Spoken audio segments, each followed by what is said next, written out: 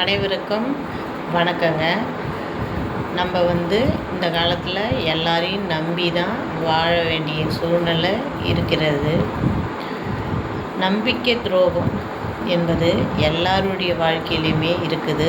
யாருடைய வாழ்க்கையிலையும் இல்லாமல் இல்லை. நம்ம கூட இருக்கிறவங்களே நெருங்கினவங்க, சொந்தமாக இருக்கட்டும், இல்லை ஃப்ரெண்டாக இருக்கட்டும், யாராவதுனா இருக்கட்டுங்க, பார்த்து பழகணுங்க. நம்ம கூடயே இருப்பாங்க. அது எப்படின்னா, அன்பாக காட்டுவாங்க, பாசமாக காட்டுவாங்க, நம்ம கூடயே இருப்பாங்க, சிரிப்பாங்க. ஆனால் அவங்கள நம்ம நம்பிடுவோங்க. ஆனால் அவங்க நம்மளை ஏமாற்றுவாங்க பாரு. அந்த இடம் இருக்குது பாருங்கள், அந்த சூழ்நிலை நம்மளை ஏமாத்துகிற இடம், அது நம்மளால் தாங்கவும் முடியாதுங்க. அந்த வேதனையை அனுபவிக்கிறவங்க மட்டும்தான் அந்த வலி தெரியுங்க. அந்த வலியை நம்ம அவங்களுக்கு கொடுக்கணுன்னா நம்ம அமைதியாக இருக்கிறது நல்லது.